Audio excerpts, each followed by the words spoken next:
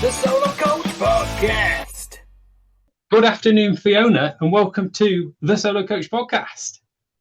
Thank you so much, David. It's my pleasure to be here, and I'm really looking forward to our conversation.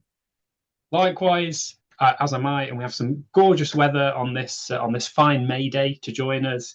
So I just want to also say a welcome, a good morning, a good afternoon, and good evening to all of our lovely podcast listeners, wherever you are. Thank you for joining us for today's episodes. And you're in for a fantastic conversation today, as Fiona is a certified business psychologist. She's the published author of Connect, Lead, Succeed, which was released last year, and also the CEO of Kearns Consultancy Global, her business, which she established 5 years ago. She's also a former vice president of the Professional Speaking Association and a distinguished Toastmaster, having held multiple Toastmasters leadership roles across the UK and Ireland, and most recently, just down the road, in Leeds Headingley Speakers. So we're in great company today. Now, I first met Fiona at a global networking group meeting led by Lisa Blackshaw-Howell, during which I delivered an interactive coaching workshop and asked for any budding podcast guests to reach out. And Fiona grasped that opportunity with both hands. And after our first conversation, I just couldn't wait to bring her on the show. So I'd like to kick us off, Fiona, by asking you, what does it mean to be a business psychologist, and how does that differ from being an executive coach? Great question. A business psychologist, and that's known as organizational psychologist, industrial psychologist. What we focus on is to do with performance in the workplace, ultimately. And the engagements that we deliver in organizations are broader than coaching. So coaching might be part of our toolkit, but it's not just that. It's much broader than that. I think that would be the short way to say it. Clearly, from the title, we bring in psychological principles. We're very data-driven. It's all about the research, the robustness that comes with it. And that's a big part of the work that I do. I've got a lot of commercial experience and leadership experience in various organizations. And when I first started my journey, I explored neurolinguistic programming, and yes, I did coaching and I did a lot of other things. But for me, when I found business psychology, back in 2013, 2014, which is when I trained in that area and went and got my master's and all of that. For me, it was the missing link, was the research and the data and all of that aspect of it to show the results that people could get and the fact that it was more widespread. That's what drew me to it, and I still subscribe to that today. Thanks, Fiona. You mentioned that you sort of first discovered it in 2013, 2014. That beautifully leads me into the question of what got you into business psychology. Can you give us a potted history there? I'm delighted to. I think I've always been interested in people and curious. And when I was in school, I loved history, and all I wanted to do was history. When I went to university, I studied history and sociology and politics, also more people subject and data as well. And that led me into sociology, and I'd never heard of sociology before. And I think sociology is, it's well connected with psychology. Sociology being the study of kind of peoples and societies and so on. And I thought, wow, this is amazing. I've never heard of it. And I see that as part of the journey. But of course, I finished university and did not go into that field. I went into the commercial world. I had a very rich career, running companies, being senior leader in organizations, particularly startups, which are like fast paced and, lots going on, being involved in like companies that, were merged and acquired and all of that, and, all the ups and downs that would bring. And I think while I was on that journey, I had plenty of struggles, and I definitely had struggles in my career in terms of challenges I faced, particularly as, one organization was acquired and the culture shifted to its detriment, in my opinion. And it just allowed me to step into, what can I do for myself here? How can I rebuild my own belief in myself? And I struggled with that. So I went on this journey of looking into it. And I mentioned NLP and coaching and all of that, and all the self-development books you can imagine. I'm looking at a box right to my left over there of all those type of boxes. I remember telling somebody I met a while ago, kind of a new friend, I was into books, she's into books. And I said, oh, well, I was moving. And then I was like, look, come up. If you see anything, any of my books, come take them. And then she came up and she's like, oh, Fiona, all your books are self-development books. And I was like, yeah, and it made me realize that that's not everybody's cup of tea, and that's fine. But I was on that journey, and also I'm the kind of person who loves a good course. If I could do anything I want, I do courses for the rest of my life, just non-stop learning. I love it. And I started off by doing a small course in Trinity University in Dublin, where I lived at the time. Then I did an online course in a UK university, Derby Online. And this is before the big online kind of revolution that we see now post-COVID. And I kind of satisfied myself that this wasn't just a new idea that Fiona was into. I got serious about it. And then I just went into the UK university system to do it. And what I loved most was this being applied to real life work environments, because people are so fascinating. And what are organizations only made up of people? Great people, good people, poor people, terrible people, toxic people, and all of that. And that's how I got into it. And I think it sounds very natural now, but I definitely have recollections in the past of saying, my goodness, I started off very much in that people space, the history, sociology piece. Then I went on this like crazy journey all over the place. And it almost felt like it came full circle back to people, how I can help people, how I can better understand people. And for me, it's even more than that. I've had the wonderful experience of loving being in a particular organization, like being that really annoying person, if you've ever come across them, that say, I love my job. Like, I love my job. Like, how annoying is that person? And that was me. But then also knowing that it went to a very horrible, dark place where, I was very burnt out, absolutely just horrible, horrible, horrible. And something I talk about, for example, is toxic workplaces and all of that, because for me it's like a personal and I've got a personal and professional perspective on that. But what I really wanted was knowing that if not everybody maybe could be like, oh, I just love my job so much, and being that annoying person, but maybe you could be like, I quite like where I'm working. And I always thought it was such a shame and short-sighted that organizations wouldn't be set up where people could thrive and do really well, because it's good for the organization as well. And I always think it's a triple win when people do well in organizations.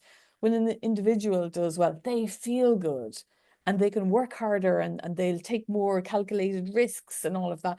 When you're in, it's good for the team. Everybody's, riffing off each other. You've got the good energy. And it's great for the organization because they're benefiting as well. And I often think that some of the narrative that's in the media is, the big bosses going, oh, people are lazy and they all want to work from home and do nothing. And then there's that, all companies are bad and they're all horrible. And you've got kind of this, there's only two perspectives on this. And I just don't believe that. And I view the work that I do as being a role where I help organizations and individuals and teams have a better experience, because it's good for everybody. And that might sound idealistic, and perhaps it is, but I also view it as being very practical. I am super practical. I love my theory. I love a good you know, chart. I loved the research and all of that, but it all has to be applied in the real working environment. And because I've done that, I've had lots of experiences. I know the challenges of running a business. I know the challenges of leading a team. I know what it's like to be a lowly team member where you feel like you don't get much of a say. And I like bringing all that together and getting those perspectives. And I think one of my skills, I don't know if it's necessarily a business psychologist skill, but it's definitely a Fiona skill, is that I am really tuned in to, what I think will help an individual or a team or an organization, and put that together from a commercial perspective in terms of, I don't come from an ivory tower kind of place. I'm super practical. And I would love organizations to embrace that more. And the thought that comes to mind on this is a kind of a work hard, play hard kind of approach to work. I think when you're in work, please work well, please, work hard, not because somebody's there lashing the whip, but because there's enjoyment from it. Maybe hopefully there's meaning from it as well. And the fact that it's enjoyable and you like working with the people around you. And I wish that was more center stage in the narratives that we read on the news and media and all of that. And I think that's truly the win for everybody. And that's where I see my role in that mix as well. Wow, thank you so much. There's so much to unpack there.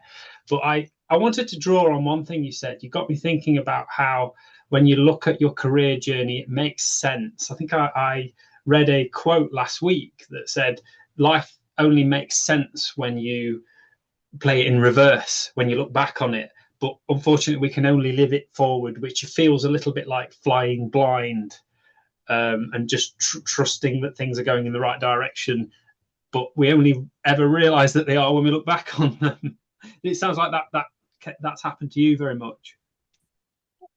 I think so, but I also think, this hindsight bias, the truth is that, maybe it could have been better, maybe it could have been all those other things, but at the end of the day, it is what it is.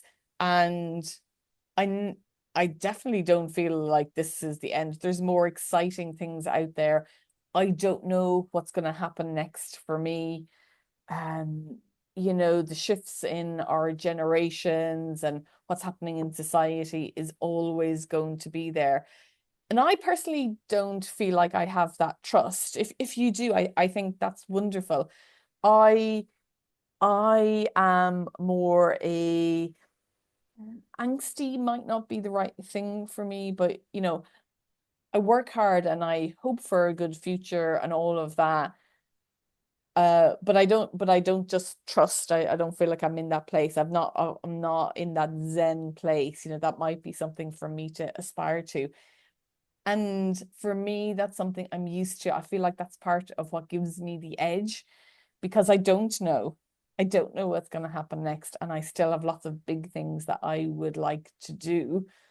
And what I think about kind of coming back in that kind of hindsight piece is, I think it's nice to think that you do maybe have some kind of center point or North Pole or something that does center you, and it does bring you back there. And I think that might be more the piece of that we have sort of natural inclinations to a particular place, and you kind of find yourself coming back there and weaving around it and getting into that space. And I think that's quite centering, or kind of feeling more like you're at home in that particular space and not stretched to do something that is not as natural to you. I think it's interesting how you've come full circle with your career journey, but I'm sure you've picked up so much along the way in the process that you're very much sort of more skilled, more equipped. You've got tools like coaching on your tool belt now that you didn't necessarily have back then. I know that in my career, similarly, I've been on what's reminds me of one of those a ball on a stick in the garden. I forget what the name of the game is, but it, like you say, it's sort of we're orbiting around the same core version of ourselves and just upgrading and developing ourselves as we go, but remaining fundamentally the same person underneath it all, whatever the title, the role, the career, the job, etc. Yeah, yeah. I think it's an interesting reflection point, and I would agree with much of it. But I think it's very difficult when I look back at myself when I started my career. I feel like I have transformed dramatically. That's how it feels to me. I suspect that, my college, university pals, and I've just been to Malta with some of those pals in the past few days. I suspect they might not think that I've changed as radically as I think I have, which I'm just thinking about now. It's not quite a full thought, but I think that's interesting. That might be something for me to check with them as to whether I've actually changed over the years. And they might not agree that I've changed lots at all. I know. I'm sure we could definitely go down the route of how we often fall back into playing the character that we're used to playing around certain different groups. So they think we've not necessarily changed, but underneath maybe we have.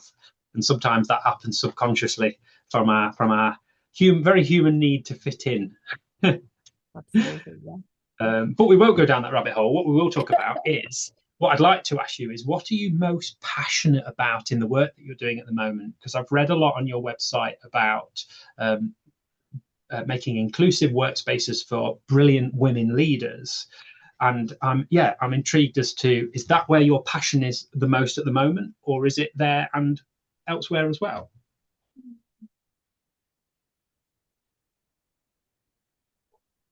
I think that underpins all the work that I do.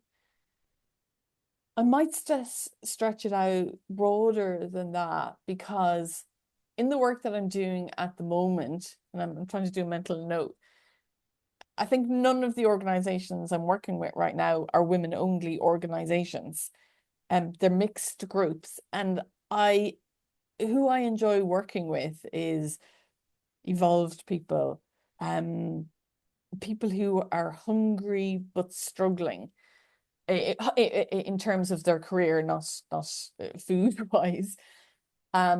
And often I love seeing the impact of that, and that's speaking to my ego, seeing the working together with individuals and them making a leap, particularly in their career.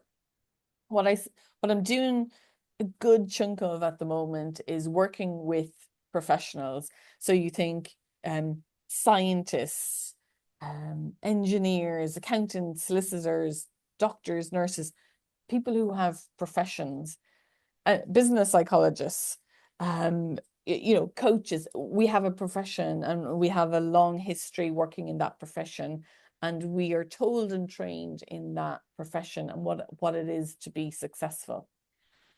And that's wonderful, and it gets people to a particular point. And then in order to succeed in your career, you must be a leader, right? And maybe that's why you joined Toastmasters. We're members of Toastmasters. Then the people can really struggle to lead, because the training of what has made you a professional, your profession that you spend years and lots of money in and all of that investing in, can actually hinder you. And I find that really interesting. And in building high performance work environment, that kind of mindset, or even just understanding that you have to move beyond the profession into the space of being a leader.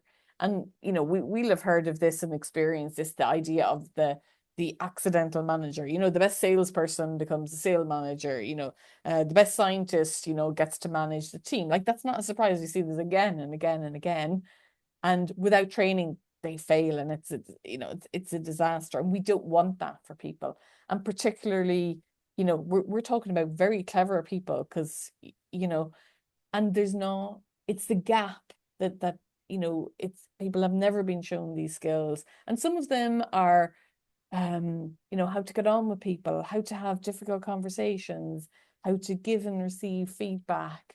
And on one level you think, well, that's a bit basic, isn't it? And it isn't.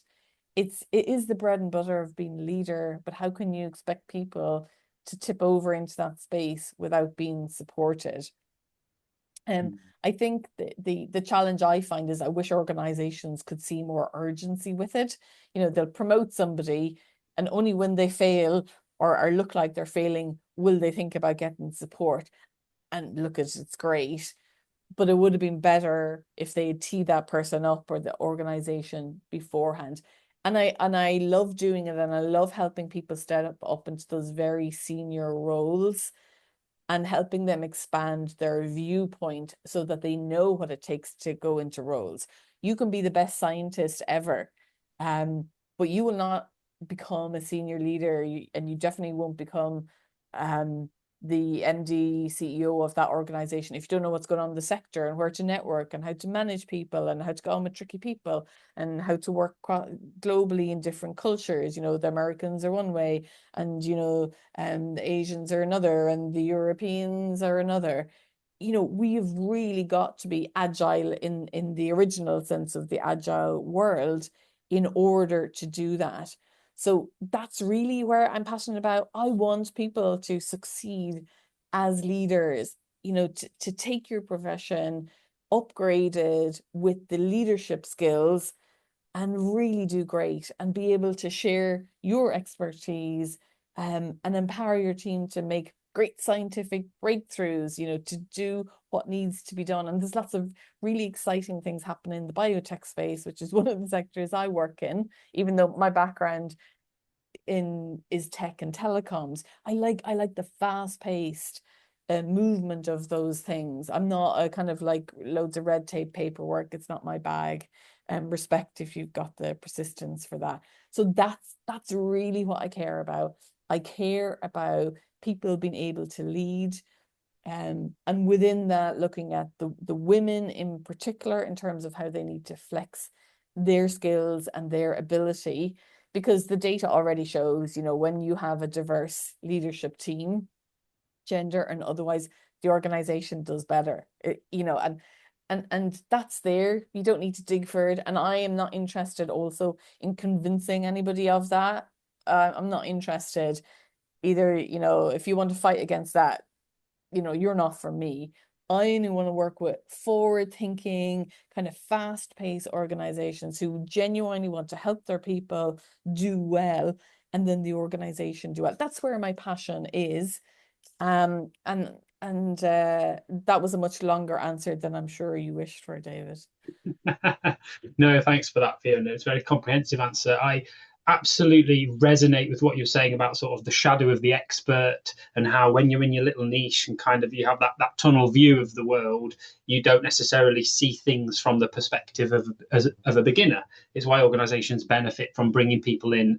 The quote, a fresh pair of eyes, really is true. There's so much truth in that. But then you also got me thinking about the challenges of promoting people from like being an expert in their field to then asking them to line manage. The business I'm working for at the moment, it's not biotech, but it's a big industry, a very old one steeped in tradition, and we're developing a program so that instead of setting people up to fail, we are preparing them and equipping them to succeed in their first management role.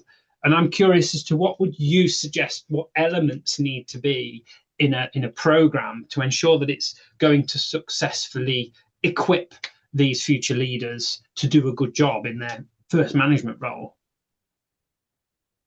Ooh, so many things. I think I would start first with listening. I think because this is just on my radar today. And I was doing a talk with regard to neurodivergence, ADHD, and burnout, for example, and it was specifically in that context. And one of the things that has come up, and I've observed a pattern in this, is that people will say in that exact example, I'm struggling. And a well-meaning manager will say, oh, David, no, you're doing fine. Keep going. No, it's good, And it's well-meaning because the interpretation of that is that you as a person are just expecting a higher standard of yourself than maybe I as the manager want. And I'm saying it's okay, the standard you're delivering, it's okay. It's okay if it's not your best. We're very happy with it. Keep going. I want to support you. Very well-meaning. But of course, in terms of neurodivergence, what's coming up there is there's a lot of masking going on, and somebody's working very, very hard to get to that level. And what the manager needs to understand in that situation is there's masking going on, the struggle. This is a proper cry for help, and the well-meaning support, which is good in terms of them helping the person see that the standard they're delivering at the moment seems okay, but it needs another conversation, because what will happen in that situation unresolved with a person who's masking and efforting so much is that that person's going to get sick. When they burn out, they get sick, and or they'll even go to a competitor. Is that okay? And it might be a few months later once they come off, being ill. And I think that's a big challenge. I think the key thing is to listen. I think first line managers also need to think about what they need to do a bit of self-exploration in terms of understanding what their strengths are and their values. There's a bit of self-discovery, self-awareness that needs to go on. And I appreciate I've not even got to like how you manage people other than, that listening piece. But I think understanding yourself, understanding the dynamics, listening, observing, big fan of feedback and being able to manage that and have somebody to support a person. I think those are very critical fundamentals that I would like to see every first line manager go through. You need to listen first. I think you need to learn to give and receive feedback. I think in terms of what are your strengths and your weaknesses, know your values. And I don't see enough organizations looking at values in particular. And it's so fascinating that when you dig in and do values, and when I did it, I was astonished. I look back in my career, and anytime I could see like arguments or, upset, I look back now and I know that's a values clash. It's not anything else. There's a values clash. And my values are respect, integrity, fairness, finance. Yeah, love the cash. But so when I come up against somebody, it will be typically for some of those, that 4 has been violated. You must respect people. You can disagree with them, you can all of that, but you must do it respectfully. I go wild at unfairness. And I think these are some really solid fundamentals that get missed out at that early stages. And of course, there's lots more as well. I'd be happy to do a full organizational analysis for you, but I think those are ones that often get missed. So I would urge you to include those in the program that you're developing.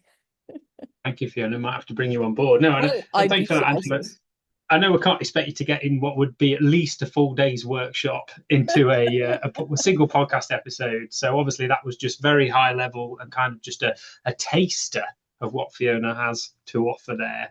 But yeah, it's interesting that you said sort of how I interpreted your answer there. A big part of developing your first line management role and really thriving in that role comes down to self-awareness, being aware of your own values and your own preferences. I know my first line management role, I made a mess of it because I kind of held on too tight. I held the reins.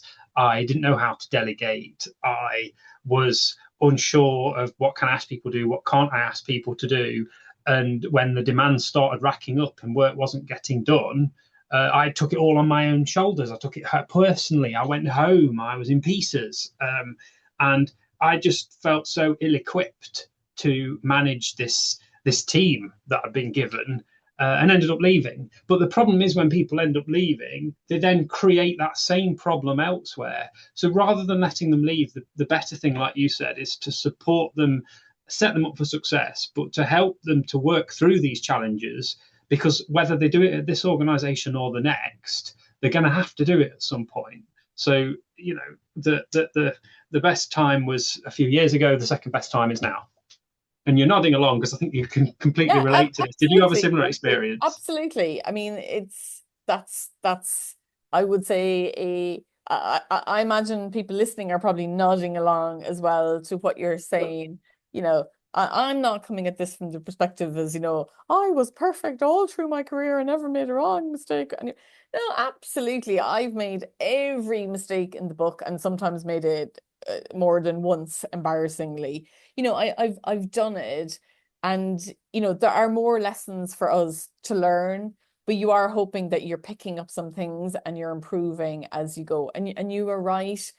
And this is where I think for me, when I was talking about, you know, the books and all of that I read, I was always hungry to be better and figure out what was going on if I wasn't being received in a particular way, or I would always want to know how I could do better. And I think, you know, we have to sometimes we have to take responsibility for ourselves in this. It's great if the organization does it, and I think that's wonderful. But if our organization is not doing it for it, we have to do that ourselves as well. So that we are figuring out what happens. And I will say that, you know, there's a negative side of that as well, in terms of and I have a particular situation in mind, somebody who, and this is why I'm so focused on the listening, somebody who did say, I'm a technical expert, you know, I just wanted kind of technical expert track, but they were sort of put in the leadership track, and they were encouraged and supported to a large extent. It's just not their bag, you know, and that ended up being something that was not good for the organization. It was damaging for the person involved. That person's still in the organization in a role much more suited to their skill set. And this is why I really do wish people would listen a bit more to what's underneath, because that person did say, and they're like, no, we think you can do it and all of that. And I know it's hard that we do have to stretch ourselves, but I feel like that situation, we have to look underneath. Can you dig a bit deeper about why you're saying all that? Because we do make all the mistakes. I've made all the mistakes. I'm going to make more, and let's just hope we're learning from them. Yeah, I think as a fellow coach, I can't go without saying I would second the value of listening. I think it's a very underrated skill. The first of Stephen Covey's highly effective habits is to seek to understand before we seek to being understood. And I've seen the effects of people in a business who have not been listened to for many years and have become very bitter and very frustrated and very angry. And then by coming into the business as a fresh pair of eyes and simply going and spending some time with that person and listening to them and really understanding their frustrations and giving them a seat at the table, giving them a floor and a platform to express themselves. Initially, there's a bit of an outburst. It's quite overwhelming, and it can be quite heavy to take that on board when someone, you know, gives you 20 years of frustrations all at once. But then the more you do it, and the more you encourage that culture of let's just ask the people how they feel, and let's, you know, ensure people feel at the very least heard, even if there's nothing we can do with their challenges, let's hear them out and acknowledge and reflect back to them what we've heard. I've seen that work miracles and turn people who've been frustrated with an organization for years and years and years into much happier is a oversimplified phrase, but much more fulfilled, much more active, much kind of keener contributors, for want of a better word, to the team, and then hence to the organization, because that positively in fact impacts the culture. Because I've noticed you could have 10 really positive, upbeat, proactive people on a team, but if you've got one really negative person on the team, that can have such it can poison the broth and have such a negative effect. So rather than focusing on making the happy people even happier, why not focus your attention on making that really unhappy person who's probably an expert in their field, almost irreplaceable in the company's eyes? Why not focus efforts on, boosting them up, lifting them up? I agree in part with Yeah. that. I mean, I think, yes, if a person is being neglected and not listened to and not engaged, it makes sense that you would engage that person. And sometimes if that individual doesn't want to be engaged and are engaging in toxic behavior, which I include gossip, I would manage that person out. I must say I'm quite firm on this, maybe firmer than some other people. I think not everybody can be saved in that way, nor should they be saved in the organization, because I think, and I've seen how very toxic individuals can be detrimental to an organization. And I would work to manage that person out in terms of having a candid conversation. David, it doesn't seem like you want to be here. Your role is to do what your role is, and you're not doing it. I would have, and these are the things I would be having a very frank and fair conversation, very evidence-based, if somebody is not delivering on their role. So that's not the first port to call, but I view some of my successes in organization in part as helping organizations manage some people out, which is not popular, and it sounds like the wrong thing on face value, but that bad apple can really poison the barrel. And so I think there's a balance with that. My first port of call would always be, yes, can we engage this person? Can we get them involved? But I'm not going to do it to the nth degree. And I would rather get rid of an expert who has a very stinky attitude and is not gaining or is not benefiting the organization, and help them go someplace else where that attitude will be accepted, rather than in the organization, because I think long term it's very bad for the organization. Thanks for raising that point, Fiona. I think it's a topic I haven't discussed very much on my podcast, but sometimes, the requirement to have a more difficult conversation that might not necessarily result in everybody feeling really happy, because life doesn't always work like that. Or it might later on down the line benefit that person when they go and find a job perhaps they enjoy more. But like you say, what's the food for thought? So as time is flying by, and they've got a lot still what I want to get through. Might have to have you back on for a second episode. I want to ask you about, you alluded to it a little bit earlier. I want to ask you about your Toastmasters journey, which really nicely overlaps with our discussion about leadership. So where did it start, Fiona? My Toastmasters journey started in Dublin in 2009. So we're now in May 2026, and I'm still a Toastmasters member. I joined Toastmasters not because I was terrified. Fiona loves the limelight, love to be on a stage, in front of 5,000 people and being paid appropriately for that. And that was my fourth value, remember, finance. And I just went into this room. I had kind of visited beforehand, and the quality in this Toastmasters club, Toastmasters being a leadership organization, a speaking organization, it is a non-profit global organization that is 100 years old now, origins in America. There's Toastmasters clubs all over the world. And I just saw some great speakers in there. Like speakers, I went into the room and thought, I want to talk like her, and I want to be as good as him.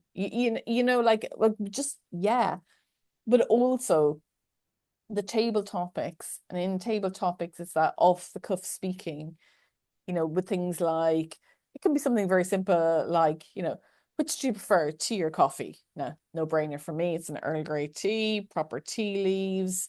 If you want to buy me something, buy me tea out of Fortnum and Mason. I would love that. And I like that thinking on your feet when you're under pressure.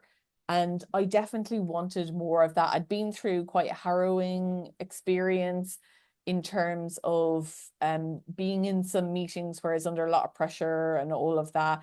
And I felt like I wanted to be more of that. I wanted to be better under pressure. I wanted to be faster under pressure. And you don't think it, but there are skills to be learned in order to do that, to buy yourself time. Then maybe I was a bit more serious, but now I'll just play with it and I just have so much fun with it. But much and all as it's good, as a person who's into, like, I want to improve myself, I want to be a better speaker, I want to be a better leader, better communicator, all of that. The best thing by far about Toastmasters is the people that you meet. I've just been so lucky. The incredible people I've met, having been in Toastmasters in Ireland, in the UK, in Europe, and visiting Toastmasters clubs all over the world, are the people. There is something about people who become Toastmasters. We're very encouraging. We want to develop ourselves, and it's just, you meet the very odd one who's not, maybe your kind of people. Everybody else is just absolutely bloody brilliant. And that has been my favorite thing about Toastmasters. I will tell anybody they should join Toastmasters clubs all over the world. Go visit a few and find the one that fits your personality style. They all work on the same principle, but every club has its own personality, and it's so much fun. I cannot recommend it highly enough. Go join a Toastmasters club, and they're online as well now. And today's episode, ladies and gentlemen, is sponsored by Toastmasters International. Absolutely. And may I highly recommend Headingley speakers who meet online every Monday. We would love to have you. So there's a firm plug. Come join us. They're almost as warm and welcoming as Leeds City Toastmasters just up the road. Bit of healthy club rivalry there. But no, so Toastmasters, what have you got, not just from being a member, but what have you got from holding the different committee roles in the various clubs that you've been a member of? Stress. Yeah, there's always some fun. I did at one point, I was president of 2 clubs because I became president of Dublin Club, which is it's a prestigious, busy club. We'd 55 members who met every week across from the Irish Parliament in Dublin on Molesworth Street. And then I also set up a new club, Uncensored Speakers in Dublin, where we, anything goes. We've had the most fabulous, outrageous topics and taboo things that we discussed. That was so much fun. But when there was fun, but there's some challenging things with it. I just learned so many things. Every role bring something new, and I think it stretches you whether you want to be stretched. I've just done so many things over the years, and I've gotten so many opportunities from it. I'm trying to think of things that I've really picked up. I think one of the things that Toastmasters does, not specifically a role, and go take a role in your club or when you join, I do highly recommend that, is that because you're regularly going to Toastmasters, you just get used to certain things. If you've been in Toastmasters a while, the Toastmaster, your MC of the evening doesn't show up, you can go in and do it. And one thing I do remember, my company had a product launch. We were in like this fancy location. We've paid loads of money for it. Of course, we checked the tech beforehand and it worked fine. And then it didn't in the middle of the launch at this venue that we'd paid loads of money for, and we'd paid loads of money for the AC equipment and all of that. And I do remember at one point, because I was emceeing the event, so I wasn't the main act, and this glitch happened. There were things going on, and because I had that Toastmasters experience, I was able to get the show on the road. And people coming up to me afterwards going, "Oh, how did you do that?" And I thought, I don't know how I did it, just did it. And I think that's what it does. It's the muscle that you use. You get used to it. You can step in, you can run a meeting, you can politely call people out, you can check things, you know what to do. You don't even realize what you're learning simply by being in a club meeting, taking on the weekly roles and all of that. I think it's almost it's that unconscious learning. You almost don't feel like you're learning. You feel like it's like via osmosis, but it's not. It's all incremental learning, and it's so good. Love it, love it. Totally resonate with it, Fiona. You're preaching to the choir. I agree. An example I saw recently was when there was a sudden, unexpected gift and a kind of awards giving day that happened in our office as part of a team away day, and several people were given awards, and it was sort of not expected, but it was encouraged to give a little bit of an acceptance speech and to talk about the project you just received an award for. And the first three people were kind of very, very awkward, very unhappy about being expected to speak off the cuff, and sort of said, "Thank you very much, not much to say," and sat down as quickly as possible. And looked a little bit annoyed and quite flustered by being given an award and expected to speak in front of a room full of 20 to 30 people. And then it came round to myself as a Toastmasters member, and I just felt so much more comfortable in being asked to just speak to the room and talk about the project I'd done off the cuff.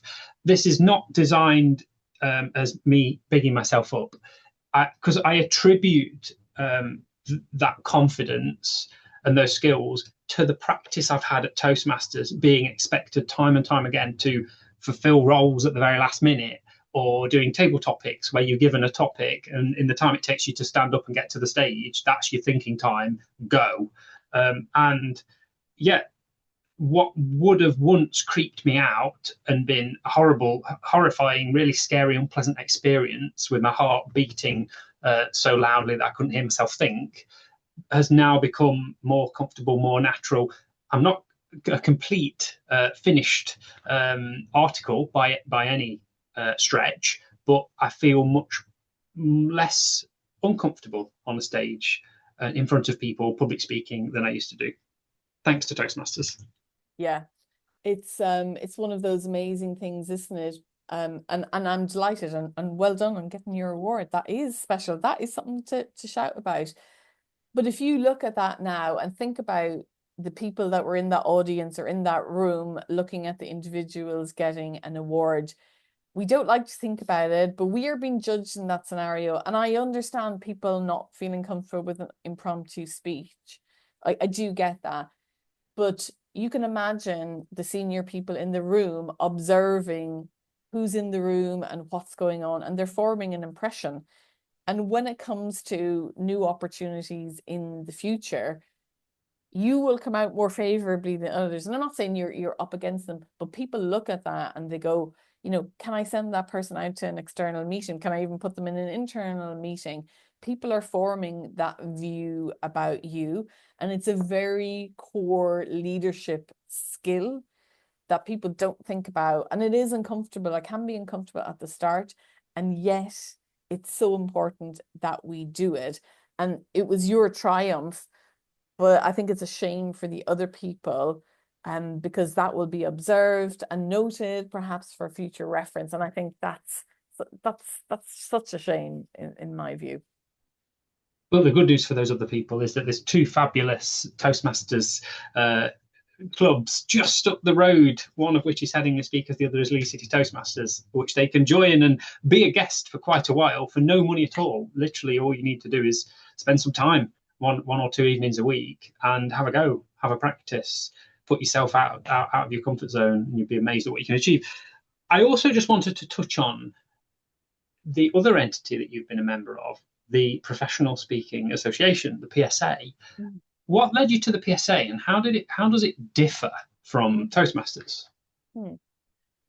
Yeah, I think the Professional Speaking Association UK and Ireland, and I was a vice president of the Yorkshire chapter from Leeds. Great. We used to have we used to say we were the Harrogate crew. We got the train in from Harrogate to Leeds, and I'd gather up a crew, and we used to have great chat on the way in as well, which was a lot of fun.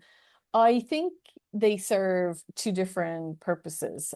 You go to Toastmasters to learn some of the skills of speaking and leading and all of that. The PSA really isn't for that. You do get opportunities to speak, and obviously, by speaking, you will improve. The PSA is more about the business of speaking in terms of supporting individuals who speak for a living or some part of their living. You could be a trainer, you could be a keynote speaker, it's part of what you do. And it's great to be in the space of people understanding what it takes to get booked. You get support with putting together your speaker one sheet, and you're getting on larger stages, and how to secure work, and all the different regions around the UK and Ireland. You do get the opportunity to speak to your peers and also get feedback as well. I mean, PSA peeps love feedback as well. And I always find, speakers are they're the ones that terrify me more, quite frankly, in terms of, because we can be very exacting and very specialist and all of that. But also, as speakers, you want to improve your technical ability. If there's a new piece of tech that will help you deliver better online or in person, you're at the edge of that, and it's so much fun. So I don't feel, I mean, I really enjoy my membership of the PSA, and I'm still a member of Toastmasters, and I don't view them as mutually exclusive. I see them fulfilling quite different roles in terms of my speaking and what they do. So if it's something that you're interested in, you should go along to a PSA meeting as well, to get a sense of what it's like to be involved, and the business of speaking is what I would say. I personally wouldn't recommend you join the PSA if you're still working on developing your speaker skills, but go along and have a look. You can absolutely do that. For developing your skills, please go to Toastmasters. For the business of speaking, go to PSA. Right. Okay. Very, very interesting. Thank you. I was not sure. I had no idea what the answer to that would be, right, by the way, as I have no real understanding or no exposure to the PSA. So I'm definitely intrigued to find out more. But that was a really clear explanation of the difference between the two. You've really piqued my interest there, Fiona. Definitely. Excellent. And I'm delighted. having knowing absolutely nothing about the things that you referred to that the PSA cover, it's very much a dark art to me, and a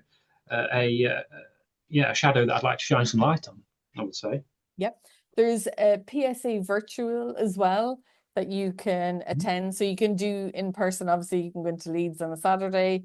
But there's also a virtual region as well. So if you want to stay in your office or your house of an evening, you're welcome to get a flavor of what happens there. There you go. There you have it, folks. So an upcoming solo podcast episode will be what I learned from my first ever PSA meeting. Right. So as we start to draw this episode to a close, the time has absolutely flown because we've been having so much fun.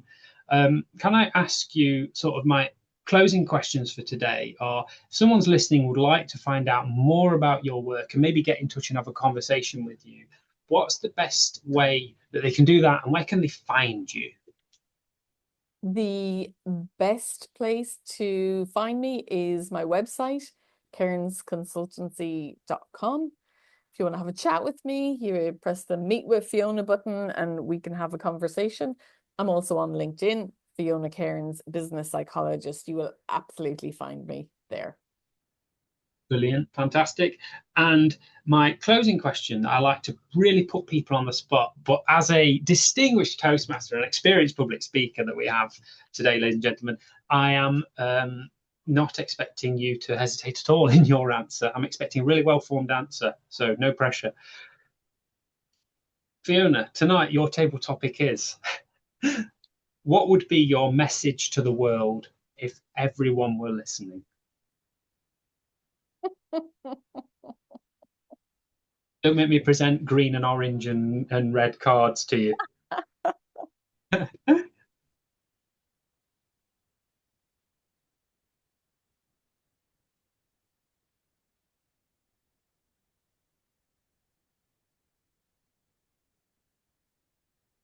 I would say it's okay to just do you. I think that maybe is a bit too pithy, but for me, I think I've spent so much time second guessing myself, thinking other people have it figured out, thinking I'm not enough. And I feel like I'm almost jaded at the stage in my career. I'm tired of thinking other people have it all figured out when you also know that they don't. So you know what? It's okay just to do you. Excellent. Nice and simple and actionable advice that our listeners can take. Fiona, it's been an absolute pleasure bringing you on. The time has flown by. I've learned so much from you, and I'm looking forward to our next conversation. So a thank you from me, and a thank you to all of my lovely, loyal listeners. Shout out to you. You know who you are, who I know will be reaching out to me and asking, who is that Fiona? Where can I find her?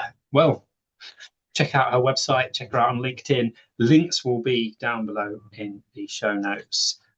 It's been a pleasure. I look forward to speaking to you again soon. Thank you, David. I have enjoyed this really fun conversation.